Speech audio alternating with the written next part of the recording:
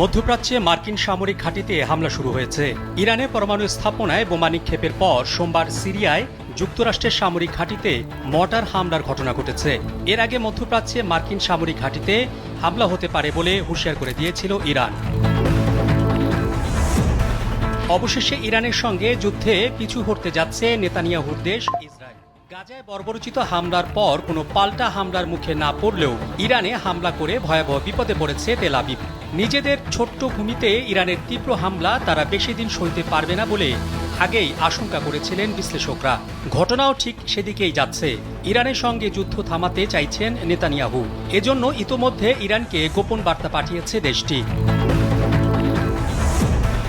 ইরানে ইসরায়েল ও যুক্তরাষ্ট্রের হামলাকে সম্পূর্ণ অবৈধ ও বেআইনি আগ্রাসন বলে ঘোষণা করেছেন রাশিয়ার প্রেসিডেন্ট ভ্লাদিমির পুতিন। এই ঘটনাকে বিনা উস্কানিতে আগ্রাসন মন্তব্য করে ইরানের জনগণের পাশে থাকবেন বলে জানিয়েছেন তিনি।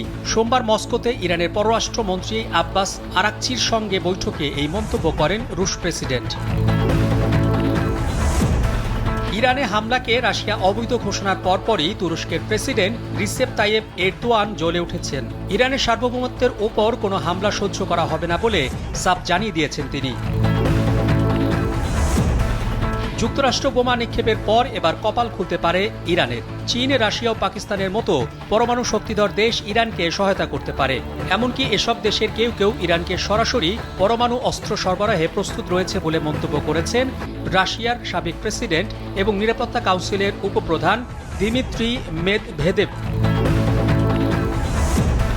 ইরানের ক্ষেপণাস্ত্র হামলায় দক্ষিণ ইসরায়েলের একটি এলাকায় বড় ধরনের বিদ্যুৎ বিপর্যয় দেখা দিয়েছে।